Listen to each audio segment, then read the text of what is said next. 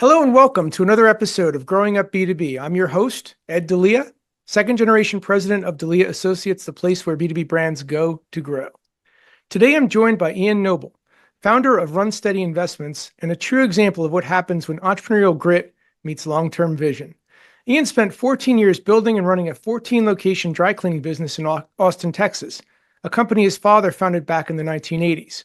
After buying it from him in 2016, Ian led a complete turnaround, scaling operations to more than 90 employees before successfully exiting in 2023.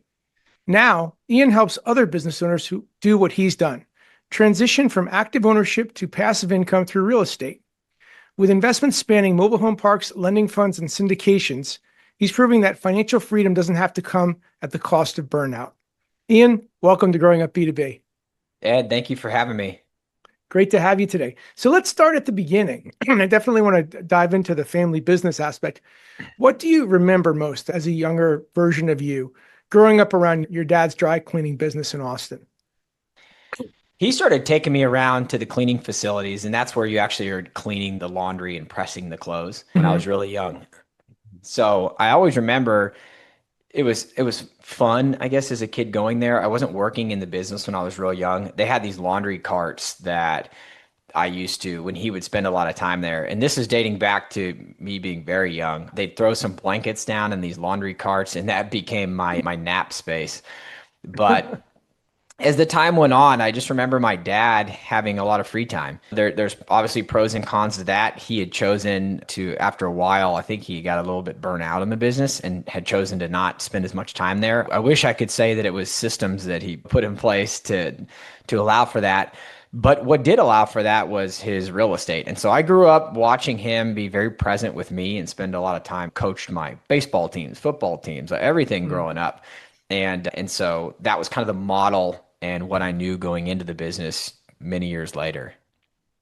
So in many respects, as a very young version of you, you literally grew up at the family business a little bit. Yeah, I So did. a lot of people, and I was actually in that camp coming out of college. A dear friend of mine reminds me that I said, I don't know exactly what I'll do next, but I'll be damned if I go to work for my old man and find myself turning down a job opportunity a month later to go into the family business. Work with your old man. Yeah. Yeah. But a lot of people do maybe have that sentiment like, oh, I don't want to do that. I don't want to do what my parents did. Ian, for you, what pulled you in? What pulled you in and what kept you in? There were a couple things that moved the needle. When I got out of college, this is 2009, it was Mhm. not a good time to find a job. At school, I went to the University of Texas. I was an economics major. So you have a grasp. You're not, I wouldn't say you're specialized in anything when you're an economics major. I had tried to work this internship at Merrill Lynch and hated it. It was number one, it was a free to them, zero Mhm. money to me internship. And I was cold calling. And then I thought, what's it going to be like when I go to the next step and try to find a job? I thought I was going to do consulting or work for this large firm. Then my dad had approached me and it was a very short conversation. He said, I know what you're going to do. What's that? I want you to go work at the dry cleaners. Run it like it's yours.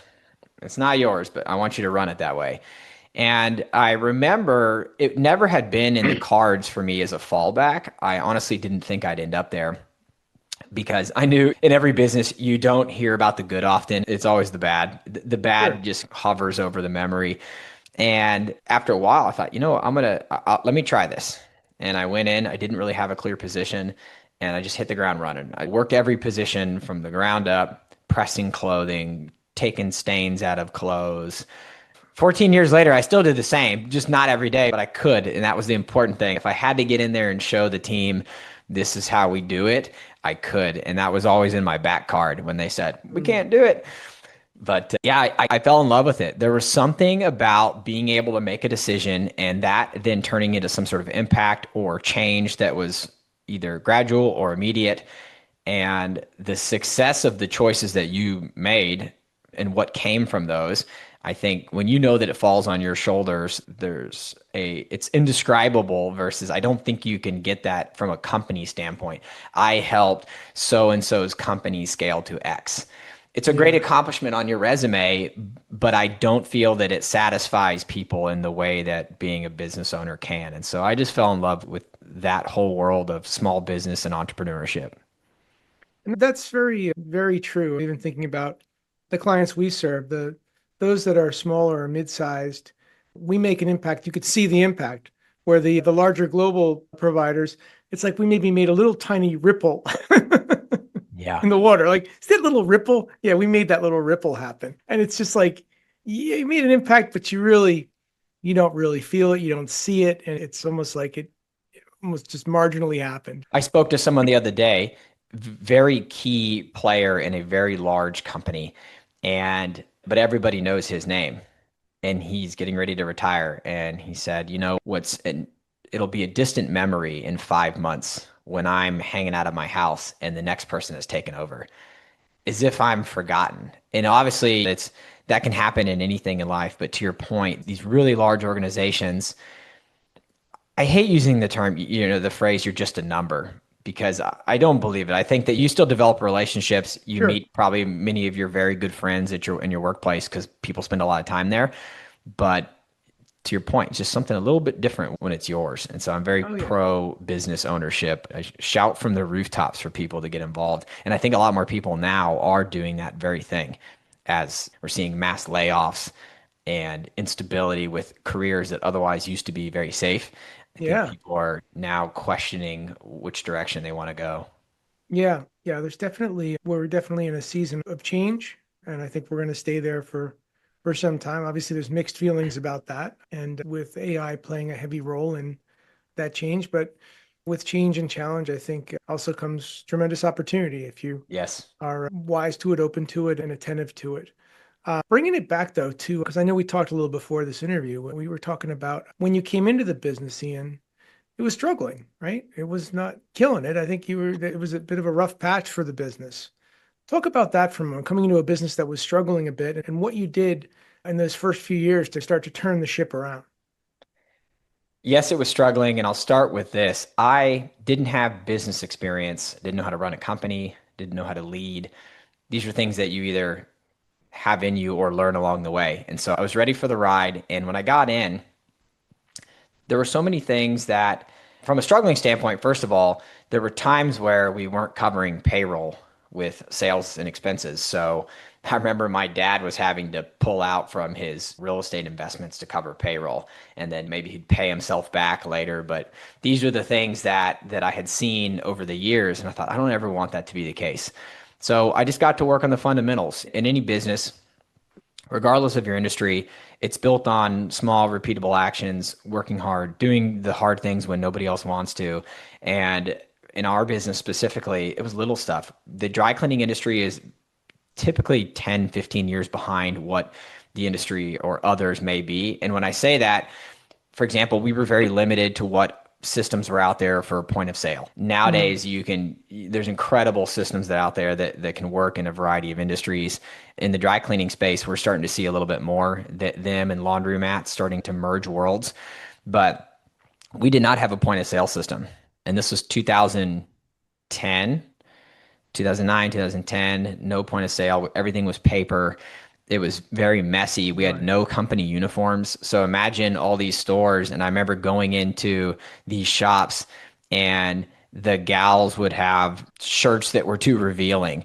There Mm, were tattoos on the arms with curse words and piercings in their face. And once a lot of those people, I think that would have been happy to put a uniform on, but that direction wasn't there. So I think there was a lot of low hanging fruit that I could clean up first. We also were a low price, or like they call them discount cleaners, but essentially it's a lower price, good value, high value operate. With that comes very small margins. And so we needed volume. When we took on that approach for years, the answer was our prices are low. The quality is not that good, or the service isn't good. So what? Because they're paying a really cheap price. And so I tried to turn that upside down, because if you get online, it doesn't matter if a consumer is paying $10 or $50 for something, they want it to be of expectation or higher. And for all those small business owners out there, y'all know this, there are a lot of happy customers. Let's say 95% of your customers, or 99, are happy, and then the 1% is upset. Those are the ones that are loud. And so if you got online and looked at the dry cleaners, we had all these locations and they're like 2 stars on Google, 1 star on Yelp. Yelp's a different story. And you guys have all probably been threatened by somebody on Yelp. That was always entertaining.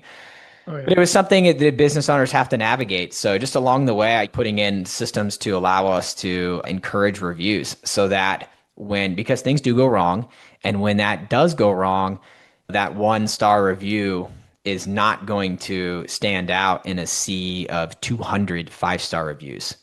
This is very Mhm. common in business now, specifically service business. But along the way, all those little things, just focusing on service, focusing on the people, and then showing them that they care because the team could go get another job somewhere else and make more money and maybe not have to get griped at as much by customers. So my job was I was a glorified babysitter of having to make sure that we had a good company culture, that they knew that I was there to support them, that I would work with them. I'd clean toilets when we had to clean toilets, just that whole lead by example mentality so that they knew there's no excuse to fail at what we're doing here. And those that Awesome. did want to fail, they got rid of themselves. They just Yeah, walked away when they knew this is what the expectations are. that's great. That's amazing. Yeah.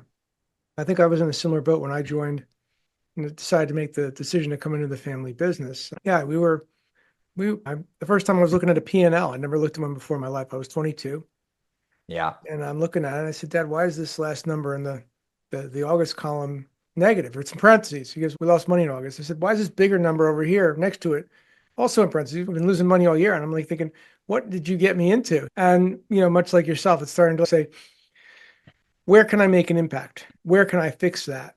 And starting to tinker in my own way, like you did, to start to say, "Oh, this obviously won't do." But I wonder if it's generationally, because I remember my dad, if things were bad, he would just push money back into the business. It was kind of like a pendulum. When the business needed money, he would push money back in, then he would take it out, sometimes not take a salary, all those things a little more fluid. And much like you, and I'm like, I don't think I want to run my life that way with Oh, that. yeah. You got to set stuff up to where you don't run into that position. And also, number one, you probably came in a lot of small business is based on emotion from the owner, how much they're going to put back into their business. I'm not talking financially, but their efforts. Sure. And you probably saved your dad. And I feel that I know my dad was happy when I came in because when I Mhm. bought the business a few years later, he was finally making money again on the acquisition side or from him selling. Let's And talk about, yeah, I'm glad you brought that up. I wanted to talk to you about that too. So you bought the business from your dad in, I think it was 2016, right, Ian? 2016, yeah. Okay. So if you could just talk for a moment, what was that process like for you between how did it come up and how did you work through that process of financial transition and business ownership transition? This one was a lot easier than when I exited, but I'll talk about getting into it. So it was a familiar transaction. We, number one, he needed to be paid for it. The IRS doesn't like families to just give the business to the next person. Yeah, And nor would we want that, right? Like he built this right. company that had strong roots in Austin. People, it's still thriving. People know the name. They're winning awards. And so for me, it was okay, let's set this up to where number one, I didn't have a lump sum of money to put down a down payment. So I got a sweet deal because although I was 7 figures in debt, it was a seller finance, zero down seller finance situation. Also, a Hmm. very low interest rate. So business buyers today don't have that same luxury. The Sure. rates aren't too friendly, and neither are the sellers. It worked out really smoothly from a operational standpoint, zero change. When I got involved, my dad wasn't going to work. And so we actually didn't work a day together. That's how emotionally detached he was. He was Wow. still the owner, Okay. but from the decision making standpoint, yeah, there were a couple things where I'd reach out and say, "Hey, I got to pay this. How do you want to handle it?" Because it was his ultimate decision, but that was very rare. And when the transaction took place is January 1st of 2016, everything was already penciled and done in 2015 at the end, but it was just this is the date that it'll take effect. Zero operational change because I already been running it for that was 6 years at that point. But we had that conversation. You either need to sell or I need to go because Hmm. and so it was beneficial for both of us to have that conversation. And it wasn't a struggle for him. He was like, great. When do my monthly payments start? And they started in January 2016. That's eerily familiar because I had the very same conversation with my father. It's something along the lines of, I think it was in towards the end of 1999. It was basically, Dad, I love you, but one of us needs to go somewhere else Yeah. to do their thing. I.e., he was in that state of like semi-retired, but not fully. And I had already been a couple of years then at that point into the buyout. And I was still willing to walk away. I'm like, listen, if you want to do this, you do it. You ride it off in the sunset. I'm cool. I'll go do something else. But if you want me to do it, I need you now to step down. Yeah. And And family business is hard, especially having those yeah, conversations, but it's good that you guys were able to see through it. I joke with him. I said, I would have fired you anyway if you were still around. So you just go in good standing. No, he knows it. He'll tease people. Him and I are best friends. And so we laugh about that, but we're very different. He's the fun spirited, laughing all the time and happy guy joking around. Whereas when it came to business, I was very serious. I was a penny pincher. I'm very frugal and I watch the expenses so to the extreme. Because that's one thing, by the way, in business ownership, I always tell people you can't control the revenue that, yes, your efforts can get you to a point of revenue, but you ultimately don't control that final number, but you can control expenses. And so that's one thing that over the years that helped that company be more profitable was we would have, again, I mentioned earlier, we worked in volume. So let's pretend that there were 5,000 pieces being cleaned each day. That's 5,000 hangers and some clips and all sorts of things that we would use. And it would get to the point to where if I could save a penny on a hanger or a product, that could amount to $10,000, $20,000, depending on what product that was. So if you do that a couple of times and you're saving pennies on these products, that's the kind of volume and the kind of decision making that makes it so much fun. Like, how can wow. a penny, but yeah, a penny would save that much. And so then if you're valuing your business, I'll use easy math. Let's pretend that penny saved you $10,000. And that brought 10,000 to the bottom line. If you're selling your company at a 3x multiple, that's 30,000 bucks from Yep. a penny. Yep. So think of the ROI on that penny. As I always tell people, hey, run your business like you're going to sell it. Think about things in these terms because it's helpful and it'll help you be a better owner and operator. Wow, that's a great perspective and probably a way to think of it that most people don't, Ian. So thank you for sharing that. If you were to, given your experience of your transition, let's say some of our listeners are sitting in that either second or third or maybe even fourth generation seat, what advice would you give that next generation about balancing respect for the previous generation, but the need to make that transition, to lead, to take ownership, and ultimately make that business their own? I think it starts with your character and your ability to lead. So, statistically speaking, second generation owners are failures as a whole. Ed, you're still here, so beat the odds. But And you did too, my friend, as yeah, did you. but generally speaking, they fail, and that's because the founder has a lot more pride and emotion into it. Kids maybe are entitled, and they get in there and they think that it's going to be easy. And entrepreneurship's not. Doesn't matter what you do. No. And so for that next generation, I would say there's a big push today about implementing systems and working on your business and not in it. I would say in the very beginning, if you want a successful business, you need to work in that business. You should know to what you can in your capacity as much as you possibly can in that role, from the lowest job to obviously you're the highest. Where I see people fail, and not necessarily just second generation businesses with a family dynamic shift, but sometimes even a new owner that's third party, they'll come in and they'll want to change, and people are resistant to change. Sometimes it's welcomed, but I would say for anybody, get in, keep it running so you can familiarize yourself with what this process looks like, and then incrementally make changes that benefit the people, your process, your product, whatever you're seeking to enhance. Yeah, and from my observations, it would seem that those that are of the next generation that make the transition and ultimately either maintain, sustain, or ultimately grow the business typically started like you and I did, where they're coming in at the lowest level, not the highest level, the lowest level. They're in Yeah. the trenches, they're working shoulder to shoulder. I remember someone, they were an account executive, came in and saw that I had finished something. And she's like, when did you get this done? I said, yesterday, and it was Monday. So yeah, I came in on Sunday and I did this work because I knew it had to be done today. So that realization too, that you're not just here because you're your father's son, you're here to work and you're willing to put in the time to make it work. When once they start to see that, I think they start to turn that attitude like, oh, he's not just here for a handout. He's here to work. And You'll laugh at this. I lease a space, a commercial space to a restaurant, new restaurant venture, amazing food.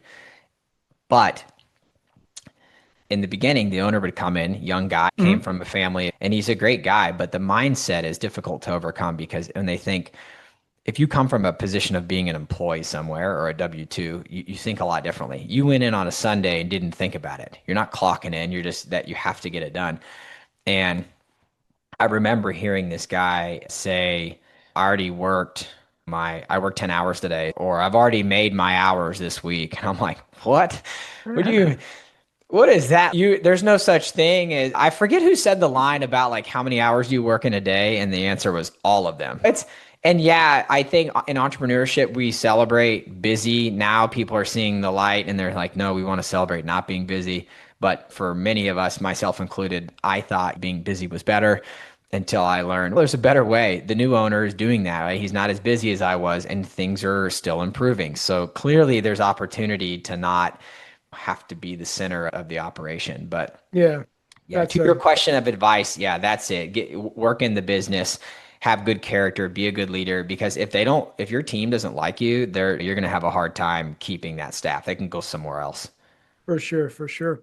So let's go forward a bit. So after successfully navigating the buy from your father, 15 years of running the business, growing the business, in around I think it was like 2023, you decided it was time to move on. Take us over to that point, Ian. What was going on then, and why did you feel it was time to exit? It was an emotional struggle.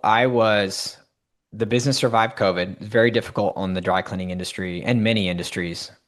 On the flip side, some did amazingly well. But during that time, I had to lay off a lot of employees, but had to figure out how can I keep this business running. I still have a lot of leases. I still have wages, but there's no income coming in. And so that was a tricky time to navigate. A lot of things like savings and reserves and things that I had put into place prior had helped me get through that. But I think when we turned the corner on what COVID did for that industry specifically, I was starting to have children. So my daughter was born in 2020, and then I had a son born in 23. And at this point, I was pretty emotionally checked out because I would go home and my wife would say something and I'd say, or just not thinking. That's that whole thing like you can hear, but your ears hear it, but you're not listening to Not anything. listening. Yeah. And Yeah. then I would just look at my kids and I just felt like I wasn't present. And so I had reached a point, a lot of people were like, and my dad included, hey, you're too young. Why would you sell this now? The business was, by that time in 23, I was making great money. The business had really healthy profits. Things were good.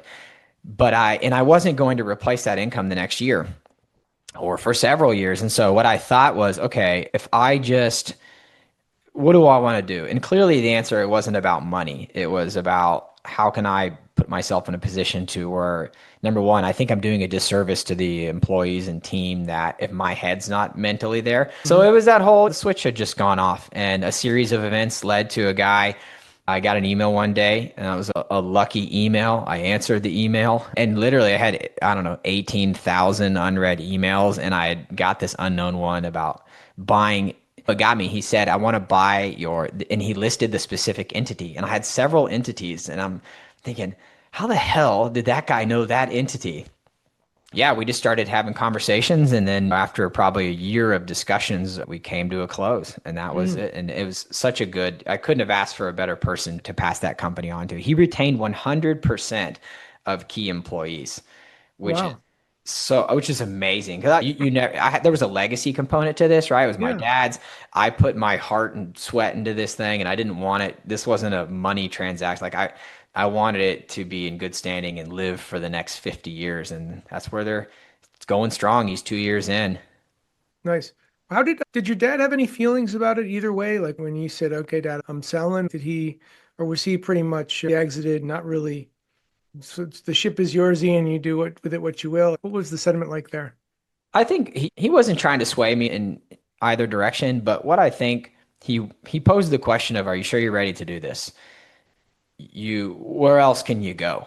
And because again, I mentioned that 22, 23 became successful years. And honestly, had it not been for along the way, I got involved in the real estate space, started buying, this is 2014, started buying rentals in Austin.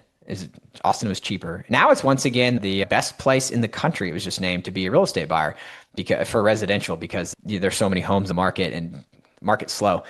But Huh. anyway, reverse to 2014, I started buying a rental property and then I buy one the next year in 15. I did it in 16 and then I got some commercial properties. So I was using all of my proceeds from the dry cleaners to go buy rentals. And there was always this conversation, if I get to a point to where my rental income matches what I make in the business, then it makes it that much easier to walk away, growing wealth outside of your business. So when I sold the business, my income stopped and the distributions and how I was paying myself all stopped. But I still had income coming in from the rental properties, which made it to where it wasn't this rush to say, what the hell am I going to do now? And so that was why when I talked to my dad about this, and again, he mentioned, you're so young. Are you sure you want to do this? But the answer was yes. Ultimately, he supported that decision. He was like, we were just wrapping up his note, his 9-year note, and he was made whole. I was made whole and then left some meat on the bone for the next guy. And now it gave me the energy to pick this. I talked about children in the season of life. My kids are very young and I wanted to be that dad that has the ability to take my kids to practice if I want to, when I want to. And so that's what working really hard and then building up things outside of my business allowed me to do. So RunSteady Investments, your current company, really was the origins, you might say, are really born in that maybe that 2014, 2015 when you started investing in real estate yourself. Was that kind of where the seed was planted, or was it something a bit of a different catalyst? The seed was there and it started from that. I knew that I loved that space because I understood it. As an entrepreneur, you're used to looking at P&Ls.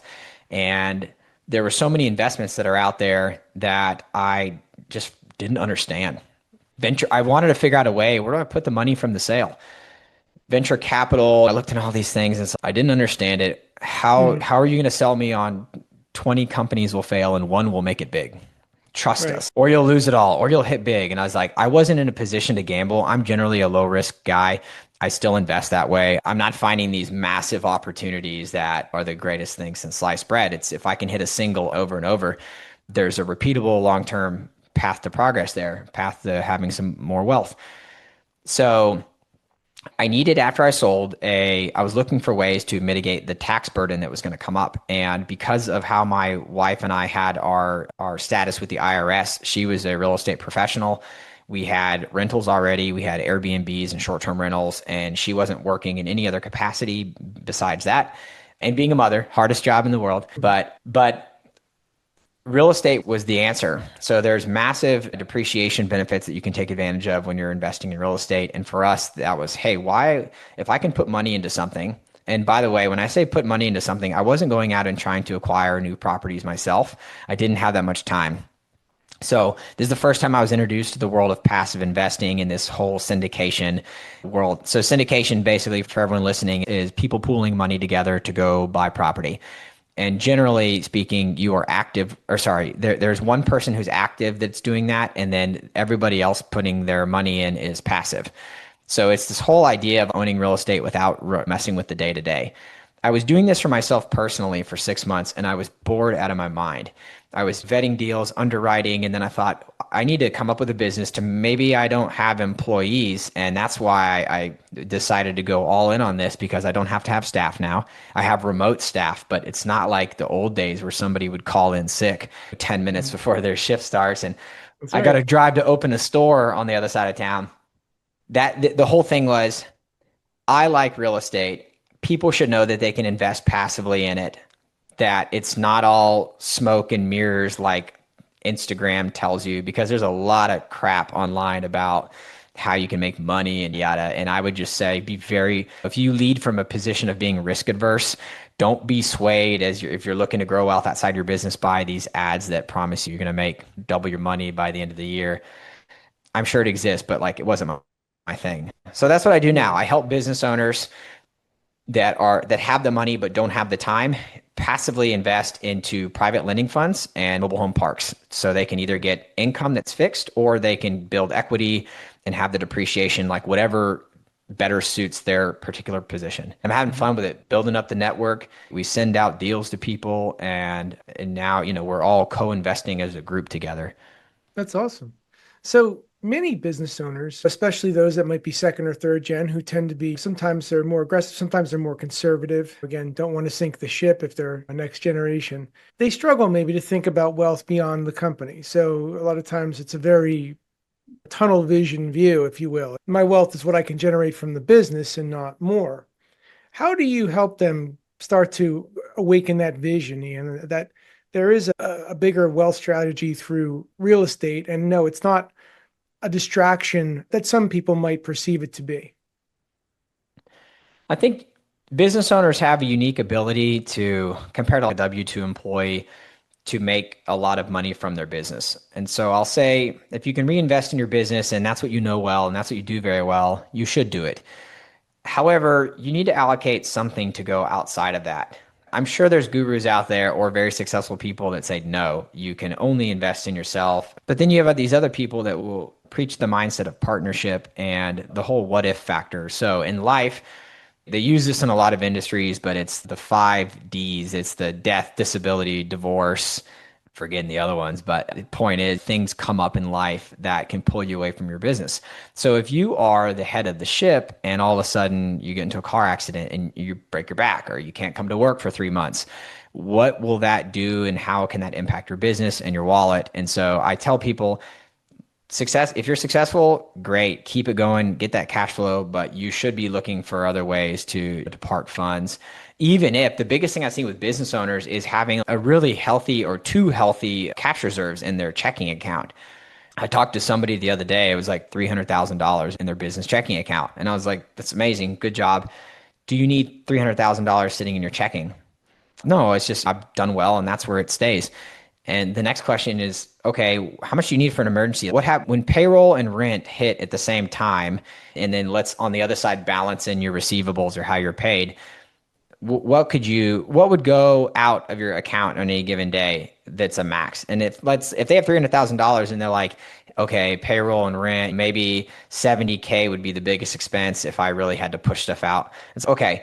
So you're sitting on too much. The bank is earning money on the few $100,000 that's sitting in your account. It's your money, but they're taking it out of that's just a digital dashboard, right? They're lending your money to somebody else. Why don't you do the same? So it's these conversations I like having with business owners to get them thinking outside the box of opportunity cost. What can you do with your money while it's sitting there? How can you give it a job? Because if it's not, you're falling behind. If you can't beat inflation with you're at a negative whatever 3% on your earnings if it's sitting in your checking account earning zero. So I don't know. I wish somebody would have come to me 10 years ago and said, hey, you look like a busy guy, but business is doing okay. Do you want to partner up and I can run XYZ for you? And so that's what I help introduce to people in a safe manner. And I like business owners because that's my passion is entrepreneurship and real estate. And this business is the overlap of the two of those. Nice. A lot of great points and a lot of great takeaways there. Speaking of, let's talk about RunSteady Investments for a minute. Built around mobile home parks and private lending, not exactly the flashiest of the flashy side of the real estate spectrum, if you will. Why do you believe in what you've referred to in passively as boring investments? I told you I was a low risk guy. So that this plays into the whole persona of the business. Okay. I believe in this stuff because I've done it. So I'm still at what they call there's a differentiation between what's an active investor and a passive investor in real estate. Active means you own it, you manage it, you're dealing with the tenants. That's active. That was me. And I still am. I just don't pursue it to the same degree I used to because it's time intensive, capital intensive. Mobile home parks and private lending, I got into these on my own before the business had begun. And they were the best of both worlds. One of them doesn't have the tax benefits, but it has the cash flow. This is the private lending stuff. And I can earn 8, 9, or 10% every year on my money where it was parked in a money market account. This is October of 2023 when money market accounts are at 5.5%. Now they're at 3.5. You can crawl up to 4. So for me, looking at that, I'm like, if I could double my return, but still have a very safe, low risk vehicle to park it in, let's do that. So that's the private lending component. It was me putting my own money into it. I do that in all of my deals, by the way.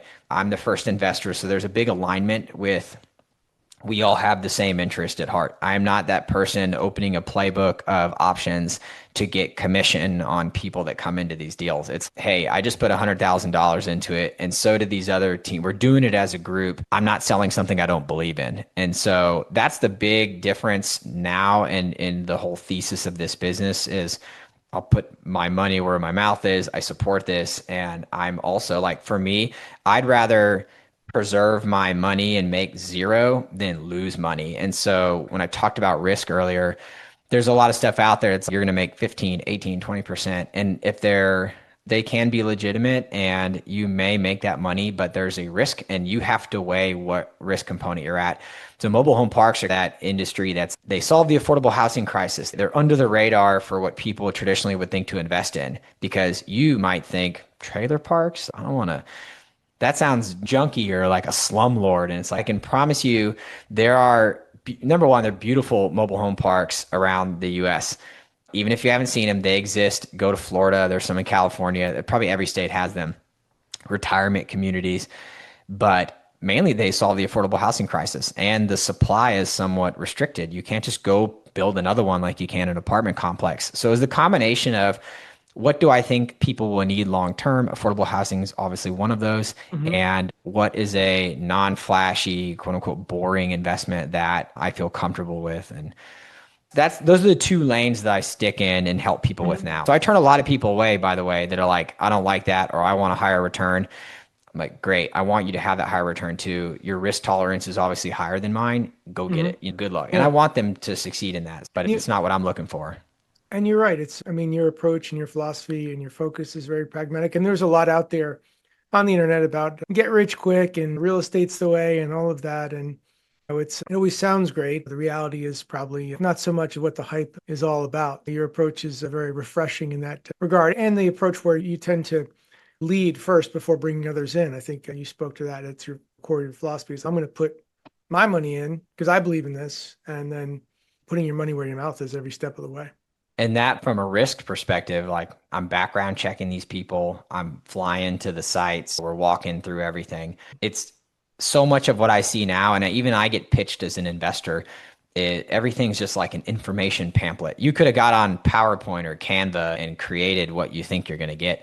But then the main value for someone like me is if you have someone that's not necessarily a real estate person, but they want to invest and they want to get involved, they may not know how to look at the underwriting. That's my job is to poke holes in what the person running the actual day-to-day has created and to see, is this viable? Does this make sense? And I'm looking at it through the lens of what I did with running a 10 to 15% margin business and my P&Ls. Because real estate's the same thing. It's a business. It's run with people. There's a need. You're supplying a need, and there's a P&L. And so it is no different, and it's not as complicated as one would think to get involved and to understand. Okay, how's this thing make money? What are its risks, et cetera? Interesting. As you talk about, yeah, it's very much like assessing how a business would assess another business. So they look at all the same variables. They just might be a little different than what they're accustomed to, but all the same fundamentals, if you will, are at play. How does it make money? What are the risks? What's the downside? What's the upside? What are the strengths, weaknesses, the SWOT analysis, all of that good stuff comes into play. And then you decide based on, again, to your point, risk tolerance. Do you have a high risk tolerance? Do you have a low risk tolerance? Where are you sitting? As well as a more expansive opportunity than, say, doing transactions with the banks themselves. Because my experience has always been banks want to lend you all kinds of money when you don't need it. But the second you need it, they're like, who are you again? What? Yeah, there's also with banks for I'll name a project we did recently. It was 150 units. This is a mobile home park. By the way, mobile home park is now called manufactured housing communities, but I Okay. still call it mobile home park. When we go to raise these projects, you want to raise about half the money. For example, say you have a $5 million property, you want to raise about 2.5 million and have more raised, and they call that equity that's coming to the table. That's people's money, that's investors and so forth, than what the bank has. It helps you negotiate better terms. It allows you to survive the debt payment that's due every month. And you're now working with partners on it because in all honesty, it's cheaper to go and pay the bank because investors demand a return. From a partnership standpoint, if things go south, there's a lot more flexibility with 50 people that have their private money in there to where you can pause distributions, you can slow down to reorganize things versus the bank would just say, we're foreclosing on you. The time's up. So fortunately, I'm not like looking to get into those investments. Those are big turnaround projects. But yeah, that's how it works. You talk about the banks, and that's why people play a crucial role, because the person running the day-to-day, they need the funds to be able to close these properties. So it's unlike other investments, it's positioned to where the investor comes first. They get paid their return. If they don't get paid it through cash flow, like on a particular property, you're still owed that chunk. That's called preferred return. We tell you a number. If cash flow doesn't get you there, it's not, hey, sorry, this year we gained 5% and we told you 7 or 8. It's okay, here's your 5% from cash flow, and then we still owe you the 3% delta as we're improving this property. So it's fun. I think it's aligned to where the investor gets the benefit of the deal. And plus, we're paying for someone else to run it. That's why we're getting in passively. Real estate's a full-time job. It's hard. You have to dedicate a lot of time like a business. And you want to put that in the hands of teams that are already doing that and not yourself. I'm not asking people, hey, pitch in a bunch of money and I'll go buy a property and I'm going to run it myself. No, I'm looking for established teams where we leverage their experience to run the day-to-day so we don't have to. Nice. Gosh, you're a wealth of knowledge on this subject, Ian. We could probably talk all day. Yeah, sorry. I get excited about it and just ramble on, but yeah, I love it. All good stuff, though. Last question for you. If somebody wanted to connect with you and learn more about what you're doing with RunSteady Investments, what's the best way to connect with you?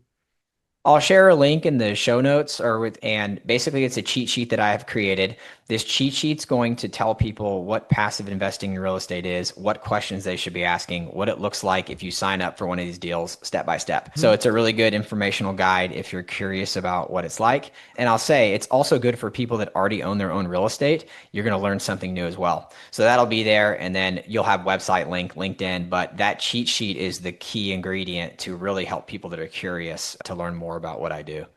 Awesome. Thank you for sharing that resource with us and with our listeners. This has been a great conversation, man.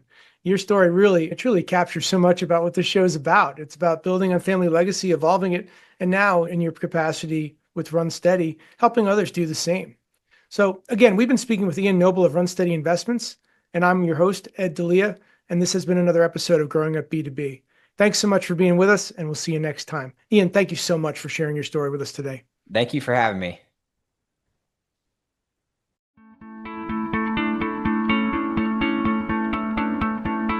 Hey, thanks so much for tuning into Growing Up B2B.